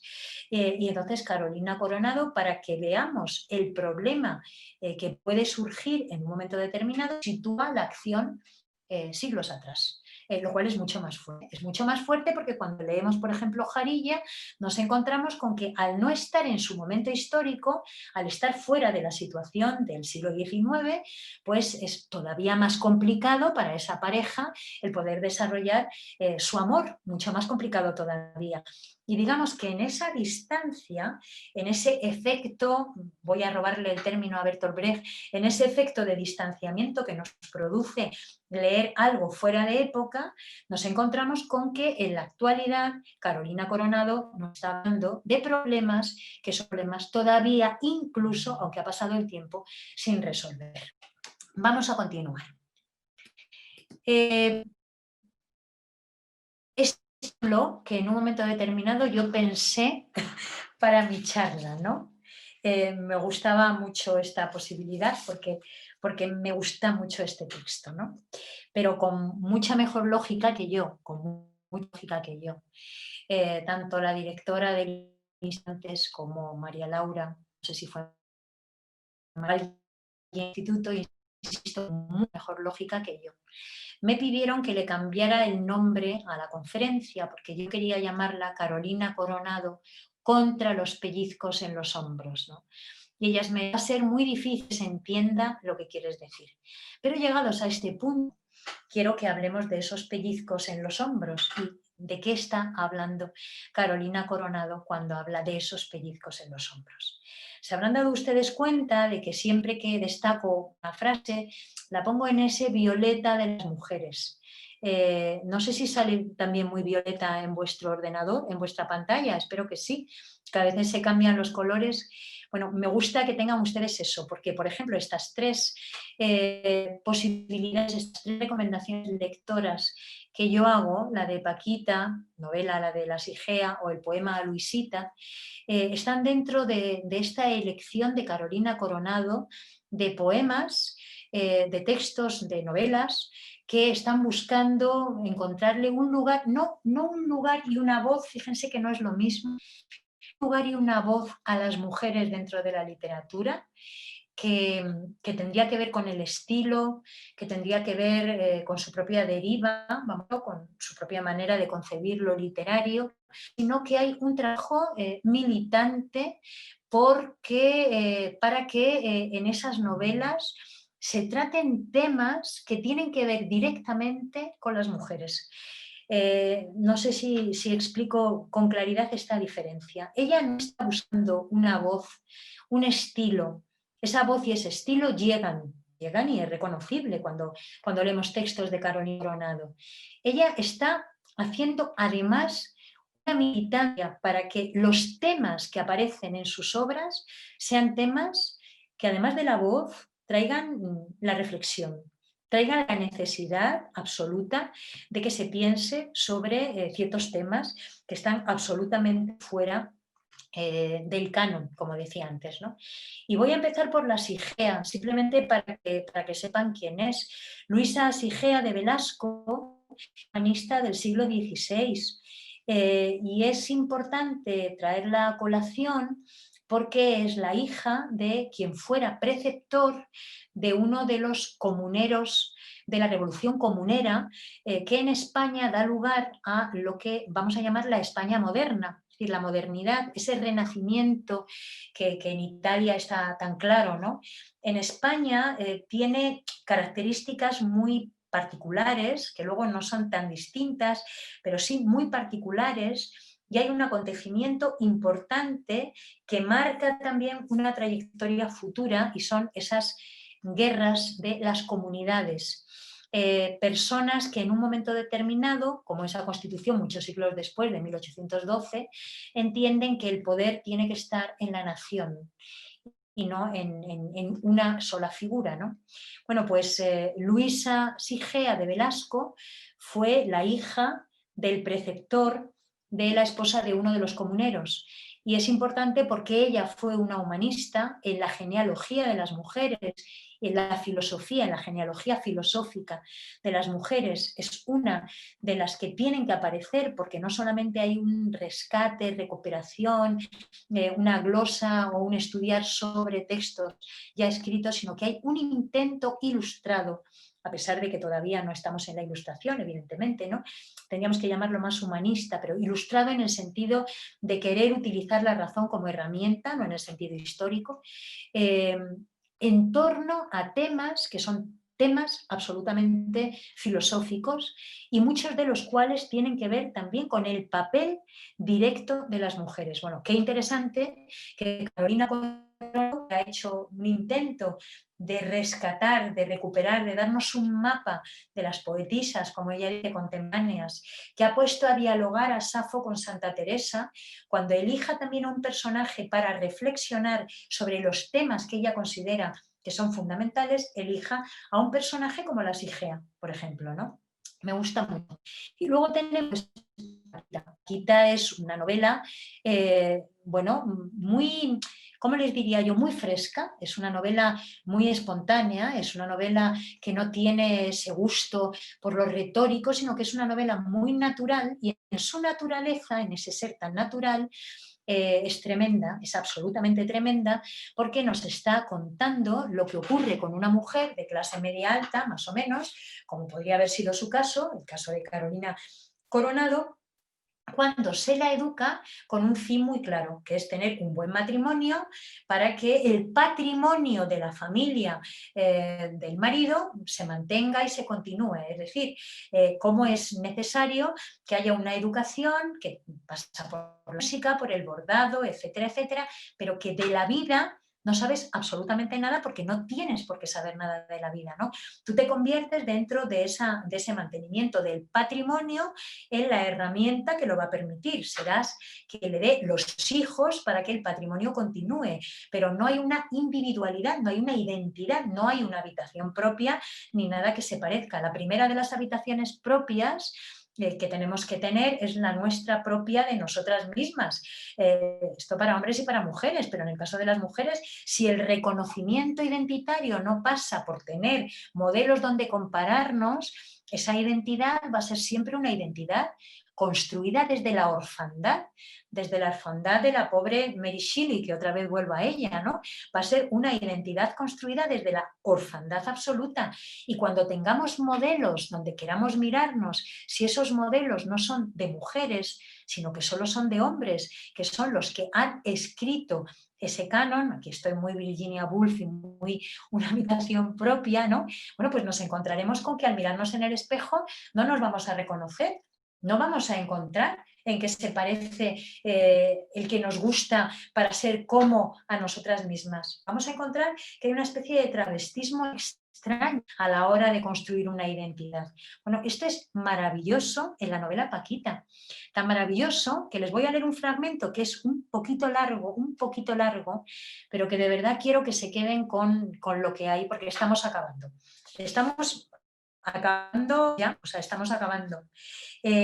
Vamos a irnos después a su muerte, a la muerte que es muy literaria y muy romántica, pero previo, déjenme por favor que lea por lo menos un fragmento de Paquita, porque me parece increíble, increíble. A ver si lo encuentro. Que me marqué un fragmentito para que no fuera demasiado largo. Es que es muy interesante porque Paquita, me salto la primera parte, está súper contenta porque es el día de su boda. Entonces está guapísima, le han contado, claro, que el día de la boda de una mujer pues tiene que ser el gran día, su vestido blanco, todo maravilloso, la princesa, de esos cuentos de hadas que le han ido contando. Entonces ella lo va describiendo, pues bueno, como si fueran las primas, las tías y las vecinas alrededor de Paquita, ¿no? Ay, está preciosa, lleva una falda maravillosa, ay, parece una blanca paloma, es maravillosa, ay, por favor, qué velo, pero qué guapa está, o sea, es toda una descripción descripción, descripción, descripción, descripción, ya, en fin, hasta el propio rey va a ser el padrino de esa boda, bueno, todo maravilloso, todo increíble, todo fantástico. Entonces se casa, el obispo, y entonces hay una cosa muy bonita, dice, la novia no hablaba, los corderos no balan cuando presienten al lobo, el novio tampoco hablaba, los lobos no hablan, aúllan. El obispo, que hacía de pastor, entregó aquella res de su rebaño. La novia dijo, sí. El novio dijo, y todo quedó concluido. Y en aquel mismo instante fue Paquita transportada a un castillo a 6 leguas de Lisboa. Aquí llega el momento maravilloso. El señor duque, porque se acaba el señor duque había comido mucho, había bebido mucho y se echó a roncar en el coche.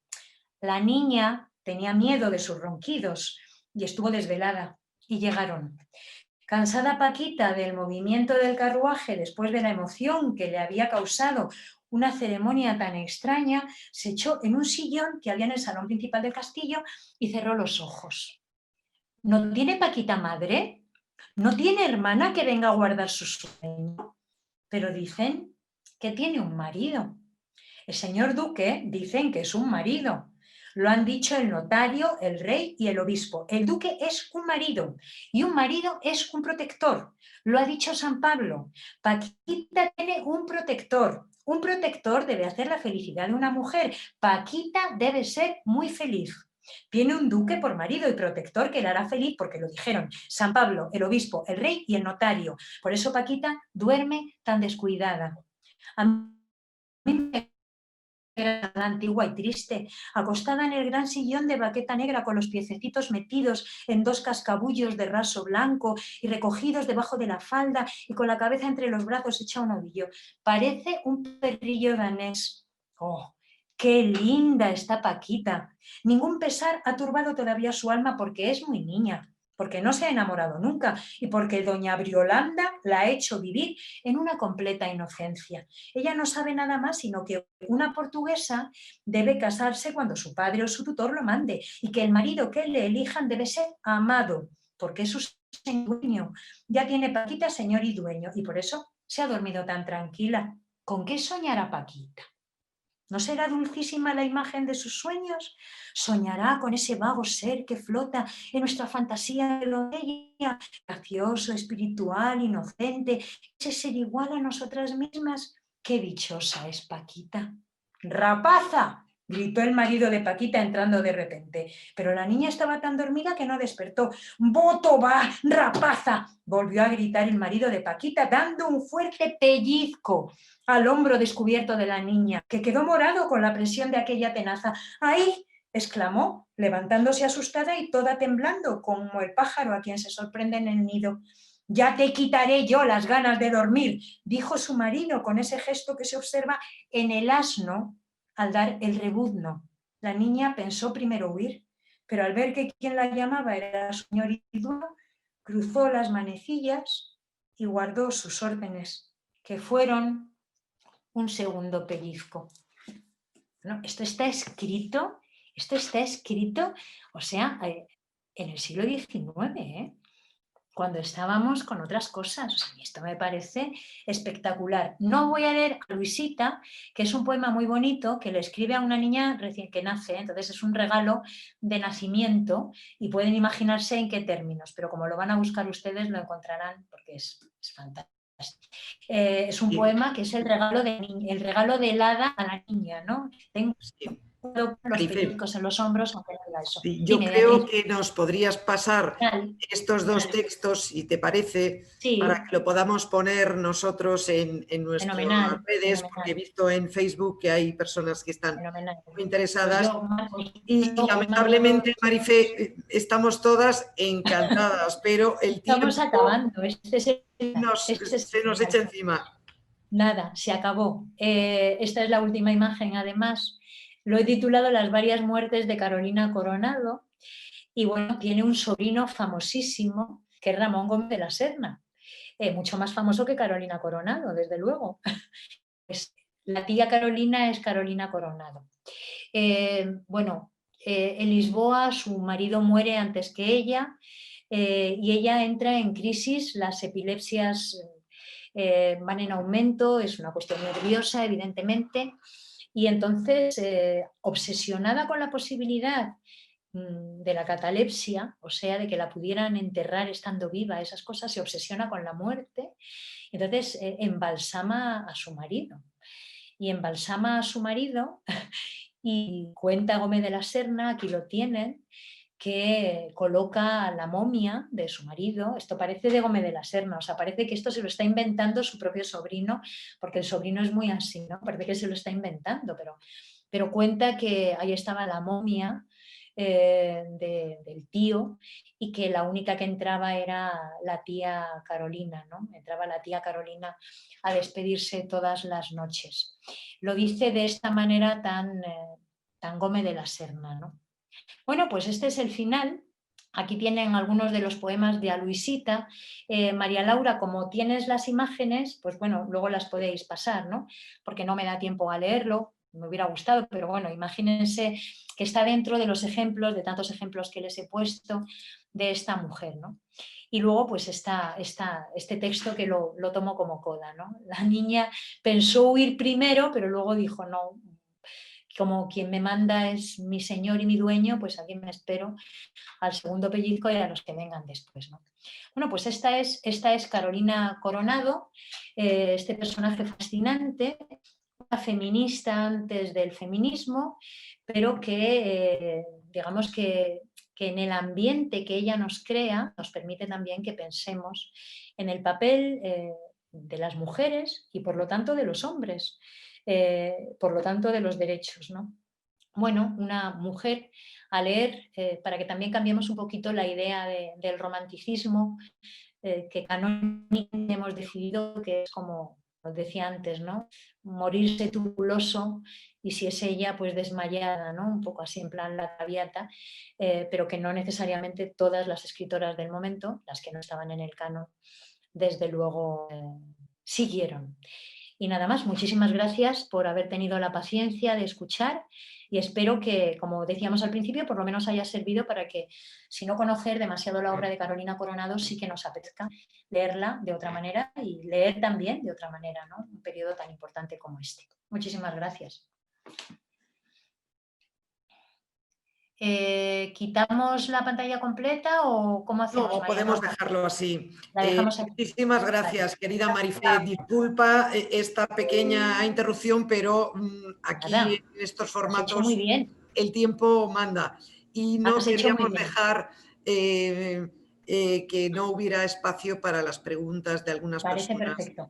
Me parece Que perfecto. María Laura nos irá diciendo qué hay, ¿no? Sí, yo primero quería compartir con vosotros dos comentarios que nos han llegado desde Facebook, porque Julia que hemos hecho... Un macarón. ¿Un macarón cuál es? Por lo que no puede.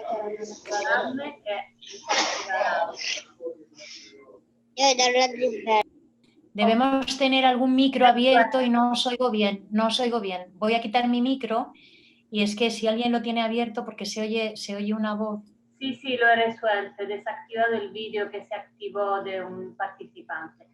Os estaba comentando, compartir con vosotros, quiero destacar dos comentarios entre los muchos que han llegado a través de Facebook, porque esta tertulia de Zoom se ha retransmitido también en directo en Facebook y el público ha sido numeroso y también activo. Entonces, destacamos el comentario de Piero Carbone da Racalmuto, que nos escribe que encuentra una extraordinaria correlación con otra mujer. Esta mujer se llama Luisa Hamilton Caico y fue una escritora y fotógrafa italiana nacida en la mitad del siglo XIX. Y luego otro comentario, os lo leo, de Ana Eugenia Venegas Moreno, que nos escribe: la Asociación de Mujeres Universitarias de Marbella os felicita por vuestra programación, en especial por dar a luz a la poetisa Carolina Coronado y también por dar entidad a María Zambrano, nuestra malagueña desconocida por la gran mayoría. Estos son dos de los comentarios que hemos recibido a través de Facebook. Y mientras tanto ha entrado otra pregunta para Marifé desde nuestro chat de Zoom. Una pregunta de Francesco Bottone. Buenas tardes. Me gustaría saber si hay alguna similitud entre Carolina Coronado y Rosalía de Castro, otra gran autora olvidada por la crítica, que también fue una feminista antes del feminismo. Por ejemplo, con su Liederes, que se suele considerar como el primer manifiesto feminista publicado en Galicia. Pues estoy absolutamente, encantada de esa pregunta, además, porque Rosalía de Castro es también otro de los casos, es más conocida que Carolina Coronado. Rosalía de Castro está dentro del canon, o sea, es la mujer escritora del romanticismo, pero la lectura que de Rosalía de Castro es absolutamente sesgada. Rosalía de Castro es un personaje, tanto en su vida personal como en su obra, absolutamente fascinante. No me parece que sea una anécdota el hecho de que ella escriba en gallego, por ejemplo. El hecho de que ella escriba en galego, en la lengua autóctona, en su propia lengua, en su lengua materna, es una declaración de principios. Rosalía de Castro tiene una vida personal compleja, es hija de una mujer soltera y de un sacerdote, es entregada al hospicio en su nacimiento, a lo que hoy es en Santiago de Compostela el Parador de los Reyes Católicos. Era el Hospicio del Rey, y entonces Carolina Coronado, Rosalía de Castro pasa sus primeros tiempos precisamente ahí y es adoptada por una familiar, sabiendo que es familiar, ¿no? Siempre vive con el estigma absoluto de que es una mujer nacida fuera del orden, siempre, y la literatura para ella se convierte, no me gusta nada cuando de pronto se dice que la literatura se convierte en una evasión, porque es que la literatura nunca es evasión, jamás es evasión, el arte nunca es evasión, todo lo contrario, el arte es crear, es construir un espacio habitable, no evadirnos, ni muchísimo menos, es buscar y construir un espacio distinto.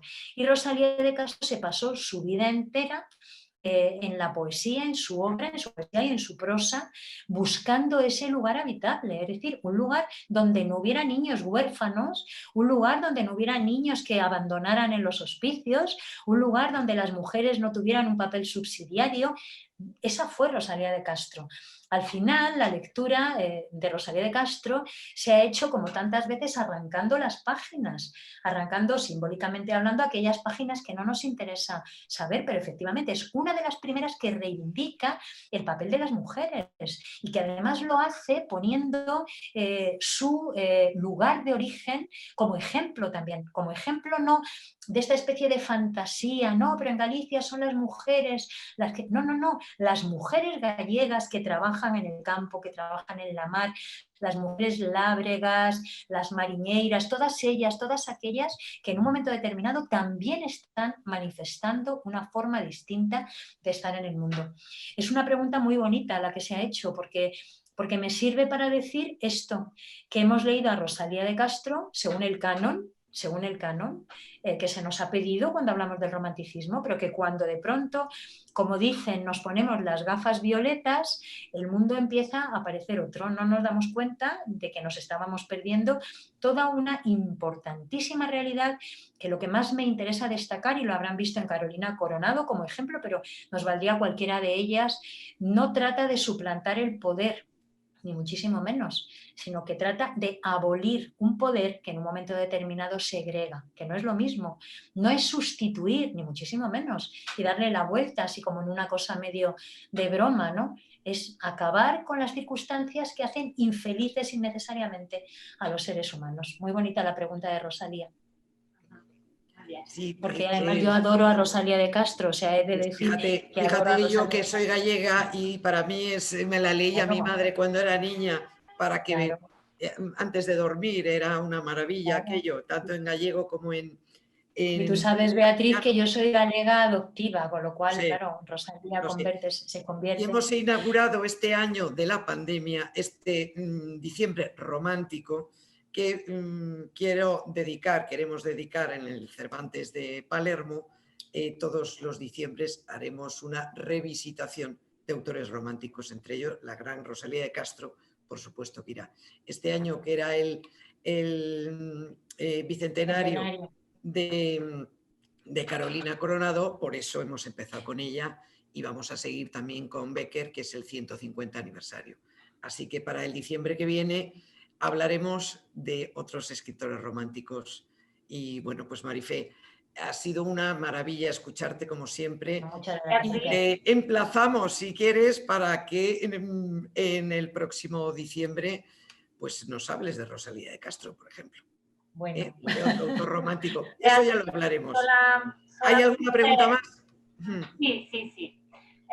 Aparte de la profesora Caterina Ruta, que nos saluda y nos dice que ha apreciado mucho el enfoque desde el cual se ha visto a una poeta que ella estudió hace años en su primer curso de literatura española y nos saluda. Hay un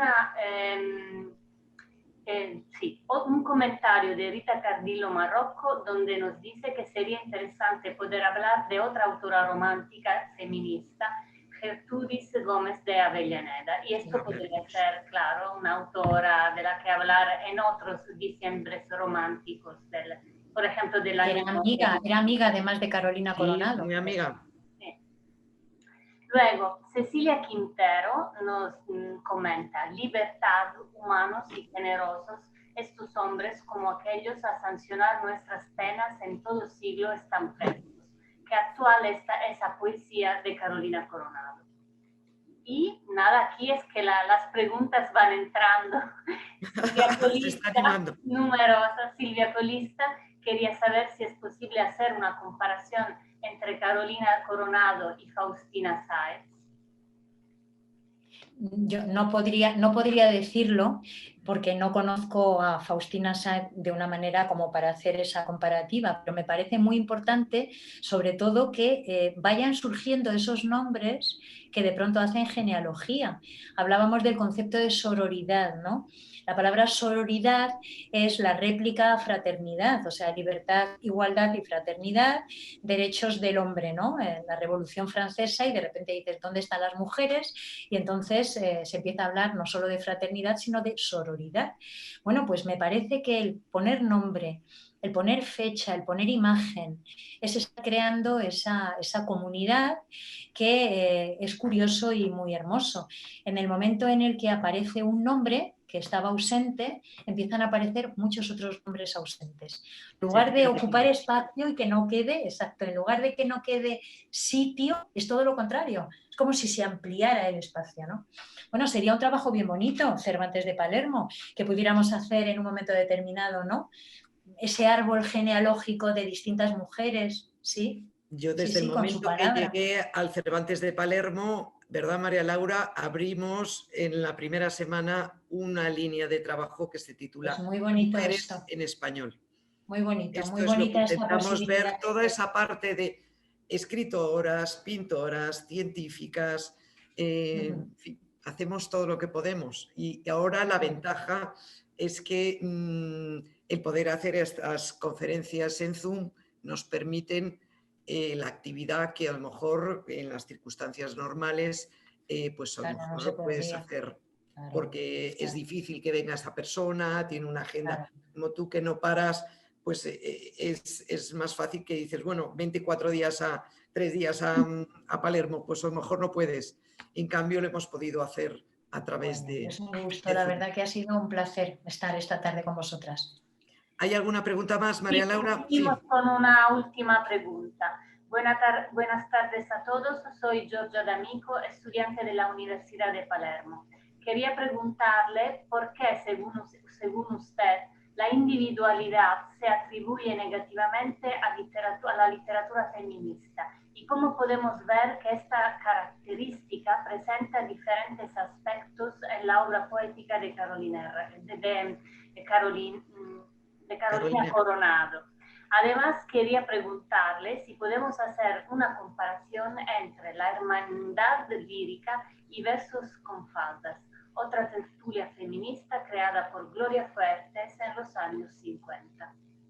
Yo creo que sí, yo creo que también estaba en el ambiente, o sea, creo también que estaba en el ambiente, que no hay tanta separación, que hay momentos históricos en los que, por decirlo así, hay una serie de conceptos que son los que van guiando. Y aunque nos pueda parecer que es ahora cuando más conectadas estamos las personas y más fácil es estar en unos lugares o en otros, esto que decía ahora Beatriz, ¿no? Que podamos estar yo en mi casa y vosotras en la vuestra, y sin embargo que estemos juntas en esta tertulia, cada vez que se tiene necesidad de encontrar y de compartir una inquietud, inmediatamente encuentras quiénes son tus compañeras o compañeros de viaje.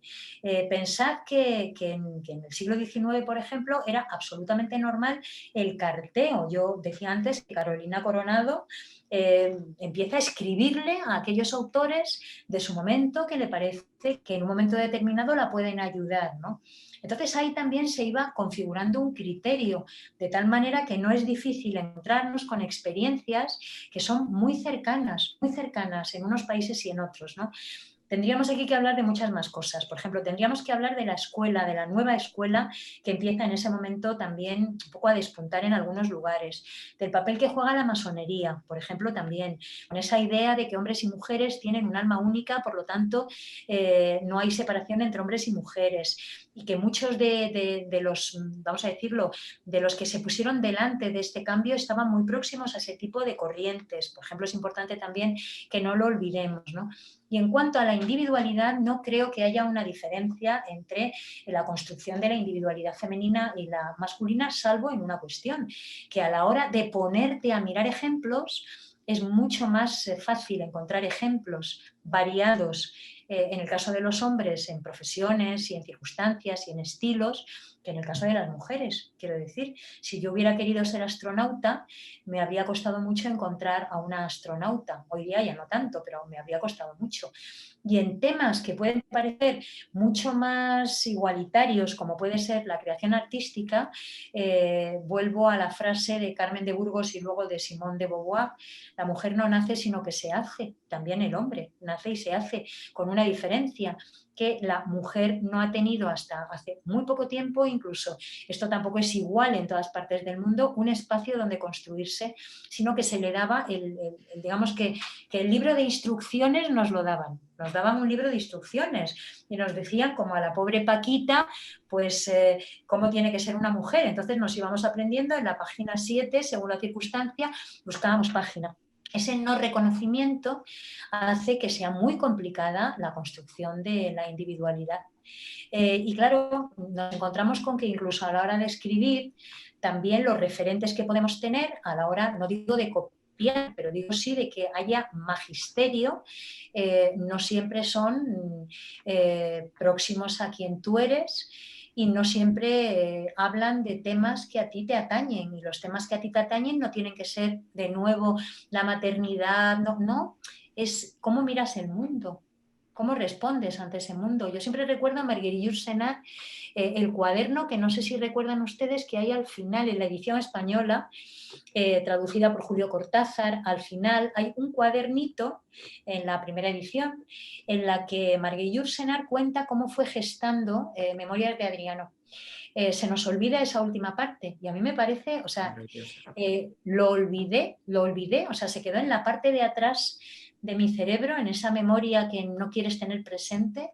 Y cuando hizo no sé cuántos años de Memorias de Adriano, me pidieron que escribiera un texto para un periódico sobre lo que significó para mí el libro. Entonces volví a coger el libro, la edición que había leído en su momento, vi las cosas que yo subrayé hace tantísimos años, y resulta que me encantó ver que al final había ese cuaderno que yo no me acordaba en absoluto, el que Marguerite Yourcenar dice lo siguiente: yo quería hablar del poder y yo quería hablar del amor y el poder, es decir, quería hablar de lo público y de lo privado.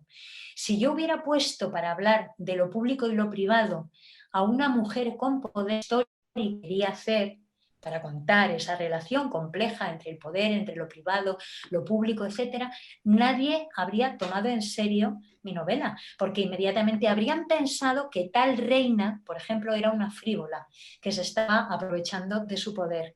de su situación. Para contar lo que yo quería contar, tuve que elegir el nombre de un político incuestionable en el sentido de su poder, como podía ser Adriano, el emperador Adriano. De manera que cuando yo hablara de amor, la lectura que se iba a hacer iba a ser completamente diferente a la que se haría si fuera una mujer. Yo no me acordaba de eso, no me acordaba en absoluto, y lo tengo muy subrayado, pero no me acordaba en absoluto.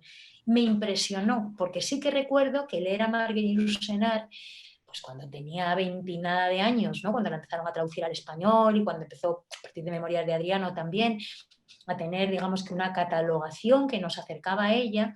Lo que a mí me impresionó de Marguerite Yourcenar antes de Memorias de Adriano es que ella hablaba de cosas que yo, lectora compulsiva desde que era muy pequeña, nunca había leído, de temas que yo nunca había leído, o sea, que yo nunca habría pensado que de esos temas se puede escribir. Y había leído literatura muy variada, pero nunca se me había ocurrido pensar que hay ciertos temas que también forman parte de la literatura. A eso llamo individualidad. Hay un montón de elementos que la literatura nos ofrece y que de pronto tenemos experiencia y reflexión, no solo experiencia, de algo que ni siquiera nos podemos imaginar. Jamás nos podemos imaginar, ¿no? Me impresionó mucho recordar esto de Marguerite Yourcenar, ¿no? Cómo se construye la individualidad como ser humano en general, pero también como creadora. Muy bien. ¿Alguna pregunta más tenemos, María Laura? No. Pues muchísimas gracias, queridísima Marifé. Muchísimas gracias a Gracias por vosotras, compartir con nosotros aquí en el Instituto Cervantes de Palermo y bueno, pues de hablar de este tiempo, inaugurando este diciembre romántico. Me gustaría despedirte con unas palabras de una poeta italiana que se llama Vittoria Guerrini, que escribía con un seudónimo, Cristina Campo, que es un seudónimo que puede parecer español, y que era muy amiga de María Zambrano, que tuvo mucha relación con ella. En su ensayo El Parque de los Ciervos dice Cristina Campo, y sin embargo me gusta mi tiempo porque es el tiempo en el que todo se desvanece y es quizá precisamente por eso el auténtico tiempo de la fábula. Gracias por traernos en esa forma tan maravillosamente rigurosa y poética esta aproximación a Carolina Coronado. Muchas gracias a vosotras por la oportunidad y por haber compartido esta tarde. Muchas gracias. Y a todos nuestros amigos que nos acompañan hoy, muchas gracias y os esperamos el jueves próximo, que será ya la última conferencia de este año 2020 y que nos venga a todos un 2021 lleno de salud y mucha cultura en español. Gracias. Hasta pronto.